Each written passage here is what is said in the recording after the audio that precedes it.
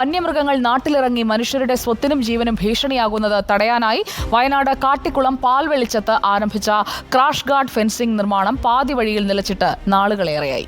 മാസങ്ങൾക്ക് മുൻപ് പ്രദേശത്ത് കാട്ടാനയുടെ ആക്രമണത്തിൽ 2 പേർ മരിച്ചു.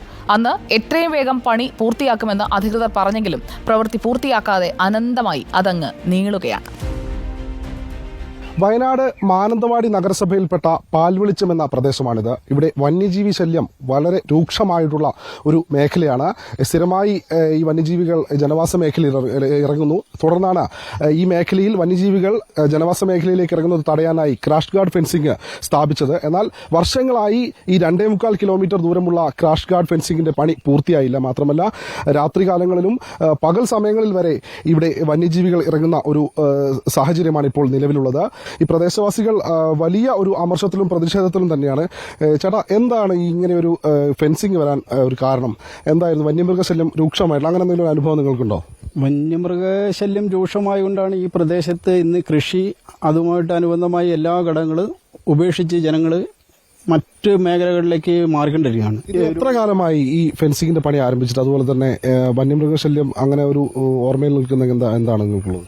ഈ വർക്ക് ഇവിടെ സ്റ്റാർട്ടായിട്ടിപ്പോൾ 2 വർഷത്തോളമായിട്ടുണ്ട്. 5 വർഷത്തെ അപ്പുറത്തേക്കാണ് ഈ ഒരു പദ്ധതി ഇവിടെ നടപ്പിലായെന്നാണ് ഇവിടുത്തെ വേണ്ടപ്പെട്ട ഭരണാധികാരികളെല്ലാം അറിയിച്ചത്. പക്ഷെ അതിന്റെ ഒരു പ്രയോജനം എന്ന് പറയാനുള്ള ഒന്നും ഇതുവരെ ഇവിടെ നടപ്പിലായിട്ടില്ല.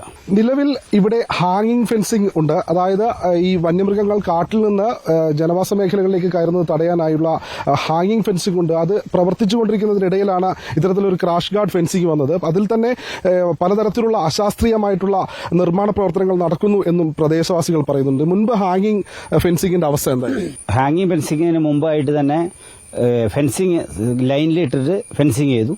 അത് നിലവിൽ പ്രാബല്യത്തിലല്ലാത്തപ്പോൾ ഹാങ്ങിങ് ഫെൻസിങ് ഇട്ടു.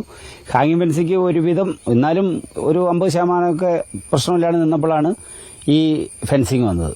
ഈ കാലിടുന്നതിന്റെ ഭാഗമായിട്ട് ഈ ഹാങ്ങിങ് ഫെൻസിങ്ങിന്റെ കാലൊക്കെ പറിച്ചു, ഇതൊക്കെ നശിപ്പിച്ചു, എല്ലാം പോയി. ഇതിപ്പോൾ ഇങ്ങ് വരും. അത് കഴിഞ്ഞാൽ പിന്നെ ശല്യങ്ങൾ കുറയുന്നു പറഞ്ഞപ്പോൾ ജനങ്ങളും ഈ ഹാങ്ങിങ് ഫെൻസിങ് നശിപ്പിക്കുന്നതിന് തടസ്സമൊന്നും നിന്നില്ല. അതിനുശേഷം ഈ കാലിട്ട് പോയപ്പോൾ വീണ്ടും ആനയുടെ ശല്യം തുടങ്ങി. ഇപ്പോൾ വീണ്ടും ആ പൊളിഞ്ഞ ഫെൻസിങ് കാലുകളൊന്നും ഇല്ലാണ്ട് ഇല്ലേലും അവിടെ ഇവിടെ വലിച്ചിട്ട് വാച്ചർമാർ വരുന്നുണ്ട്, അവർ ചെയ്യുന്നുണ്ട്. പക്ഷേ എന്നിരുന്നാലും ഇത് സക്സസ് അല്ല. കാരണം ഈ 2 ദിവസം മുമ്പും ആന ഈ പറമ്പുകളിൽ കൂടെയൊക്കെ രാത്രി ആയതുകൊണ്ട് ആരും കണ്ടുവരില്ല, പോയ പാടുകളുണ്ട്. ആന കയറുന്നുണ്ട്. ആന ഇതിന്റെ കാല് ഈ ഹാങ്ങിങ് ഫെൻസിങ്ങിന്റെ കാല് മറച്ചിട്ടാണ് കയറിക്കൊണ്ടിരുന്നത്. അപ്പോൾ ഇവർ കാല് ഒഴിവാക്കിയിട്ട് മരങ്ങളിലേക്ക് വലിച്ച് കമ്പി കെട്ടിയിട്ടാണ്. എന്നാലും ഇത് ആനയ്ക്കൊരു പ്രശ്നമല്ല. അപ്പുറം എന്തെങ്കിലും കർഷകന്റെ നല്ലൊരു വിള കണ്ടാൽ, ഇഷ്ടപ്പെട്ടൊരു വിള കണ്ടാൽ ഇത് പൊളിച്ച് കയറും നെല്ല്. അതാണ് ഈ വയലുകളൊക്കെ ഇങ്ങനെ കിടക്കുന്ന, ആരും കൃഷി ചെയ്യുന്നില്ല. വന്യമൃഗ ശല്യത്തിൽ നിന്നൊരു പരിഹാരം, ശാശ്വത പരിഹാരം വേണമെങ്കിൽ താൽക്കാലിക തൂക്ക് ഫെൻസിംഗിൽ തീരില്ല എന്ന് പറഞ്ഞു. ഇത് വന്നപ്പോൾ ഞങ്ങൾ എല്ലാവരും സന്തോഷിച്ചു. ഏതായാലും വർക്കുകൾ തുടങ്ങിയല്ലോ. ഇത് 3 വർഷത്തോളമായി ഇതിന്റെ വർക്ക് തുടങ്ങിയിട്ട്, പക്ഷേ ഇതും ഇനിയും തീർത്തിട്ടില്ല. പക്ഷേ കമ്പീന്റെ ഒരൊറ്റ കുറവുകൊണ്ടാണെന്ന് പറയുന്നത്. നമുക്കിപ്പോൾ ആകെ വിളിക്കാൻ കഴിയുന്നത് ഇതിന്റെ കോൺട്രാക്ടറോടാണ്. അദ്ദേഹത്തെ വിളിച്ചു ചോദിക്കുമ്പോൾ അദ്ദേഹം പറയുന്നത് നമുക്ക് കമ്പി എത്തിയിട്ടില്ല, കമ്പി എത്തിക്കഴിഞ്ഞാൽ ഞങ്ങളെ പണി പൂർത്തിയായി, അത് 10 ദിവസം പോലും ഇനി വേണ്ട എന്ന് പറയുന്നു. വന്യമൃഗങ്ങളുടെ ഭീഷണി മൂലം സമാധാനത്തോടെ കിടന്നുറങ്ങിയിട്ട് നാളുകളേറെയായി ഇവിടെയുള്ള പ്രദേശവാസികൾ. അധികൃതർ ഇത് കണ്ടില്ലെന്ന് നടിക്കരുത്. എത്രയും വേഗം ക്രാഷ് ഗാർഡ് ഫെൻസിംഗിന്റെ പണി പൂർത്തിയാക്കാനുള്ള നടപടികൾ സ്വീകരിക്കണമെന്നാണ് നാട്ടുകാരുടെ ആവശ്യം.